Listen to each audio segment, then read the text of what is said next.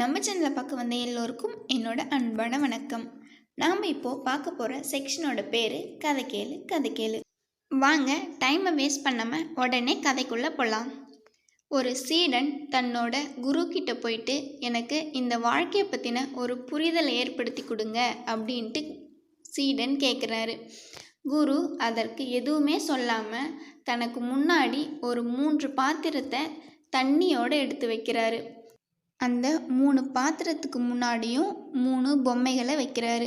அதில் முதல் பொம்மையை களிமண்ணாலையும், 2வது பொம்மையை பஞ்சாலையும், 3வது பொம்மையை சர்க்கரையாலையும் செஞ்சு வச்சுருக்காரு.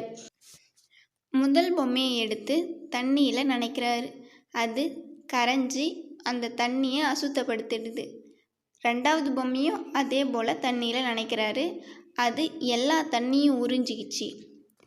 அதே போல் 3வது பொம்மையும் நினைக்கிறாரு. அந்த 3வது பொம்மை கரைஞ்சி அந்த தண்ணியும் தித்திப்பாக ஆயிடுச்சு. இப்போது குரு சீடன்கிட்ட சொல்ல ஆரம்பிக்கிறாரு. நான் முதல்ல ஒரு பொம்மையை கரைச்சப்போ எப்படி தானும் கரைஞ்சி அந்த தண்ணியும் கரைச்சி அந்த தண்ணி அழுக்காகுச்சோ அந்த மாதிரி சில மனிதர்கள் தானும் கெட்டு தான் கூட இருக்கிறவங்களையும் சேர்த்து கெடுப்பாங்க. இவங்க முதல் வகை மனிதர்கள்.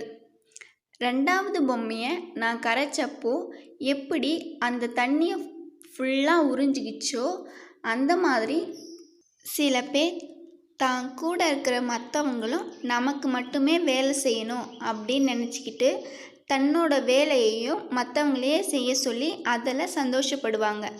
இவங்க 2வது வகை மனிதர்கள்.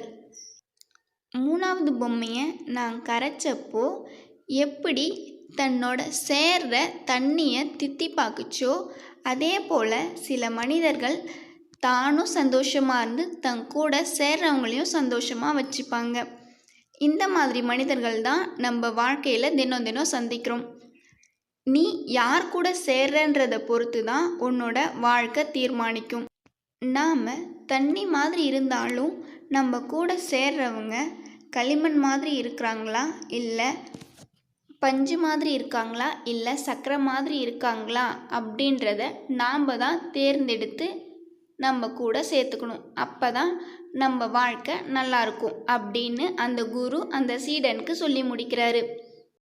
இந்த கதை உங்களுக்கு பிடிச்சிருக்குன்னு நினைக்கிறேன். இதே மாதிரி இன்னொரு கதையோட உங்களை சந்திக்கிற வரைக்கும் உங்களிடமிருந்து விடைபெறும் நான் உங்களில் ஒருத்தி. நன்றி, வணக்கம்.